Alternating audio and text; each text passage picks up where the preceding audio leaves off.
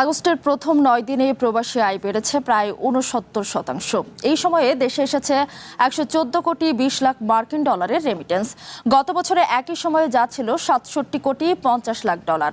Remittance প্রবাহে জুলাইয়ের কিছুটা ভাটা থাকলেও আগস্টে তা কাটবে বলে মনে করছেন বিশ্লেষকরা।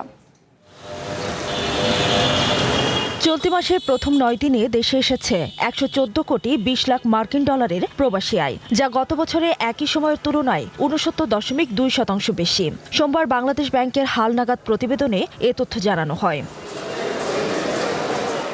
কেন্দ্রীয় ব্যাংকের তথ্য অনুযায়ী গত বছরের 1 থেকে 9 আগস্ট দেশে প্রবাসী আয় এসেছিল 67 কোটি 50 লাখ ডলার। এদিকে এবছর শুধু 9 আগস্ট একদিনে এসেছে 20 কোটি 50 লাখ ডলার। প্রবাসী আয়ে সরকারের প্রণোদনার ইতিবাচক ফলাফল হিসাবেই এই প্রবাহ বলছেন বিশ্লেষকরা। রেমিটেন্স এখন বাড়ছে। রেমিটেন্সের প্রবাহ বাড়া মানে ফরেন এক্সচেঞ্জ রিজার্ভের মজুদ বেড়ে যাওয়া। সামষ্টিক অর্থনীতি স্থিতিশীল রাখার জন্য প্রবাসীদের প্রেরিত রেমিটেন্সের কোনো বিকল্প নেই।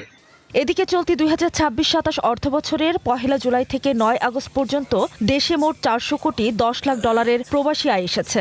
গত অর্থবছরে একই সময়ে এর পরিমাণ ছিল 315 কোটি 30 লাখ ডলার।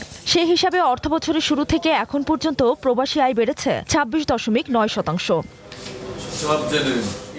অর্থনীতিবিদদের মতে বাংলাদেশ এখন ঋণ নির্ভর অর্থনীতিতে পরিণত হয়েছে। প্রতিবছর প্রায় 4 থেকে 5 বিলিয়ন ডলার ঋণ পরিশোধ করা লাগছে। তবে রেমিটেন্স প্রবাহের এই বৃদ্ধি ধরে রাখতে দক্ষ জনশক্তি তৈরি, নতুন শ্রমবাজার অনুসন্ধান এবং বন্ধ হয়ে থাকা শ্রমবাজারগুলো কূটনৈতিক উদ্যোগে পুনরায় চালুর উপর গুরুত্ব দিতে হবে। বৈদেশিক ঋণ আমাদেরকে এখন পরিশোধ করতে হচ্ছে প্রতি বছর 4 বিলিয়ন 5 বিলিয়ন ডলার।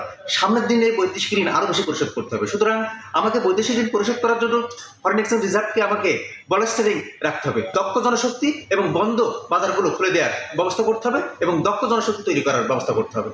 সংশ্লিষ্টরা বলছেন ডলারের বিনিময় হারে স্থিতিশীলতা প্রবাসী আয় বৃদ্ধির আরও একটি উল্লেখযোগ্য কারণ।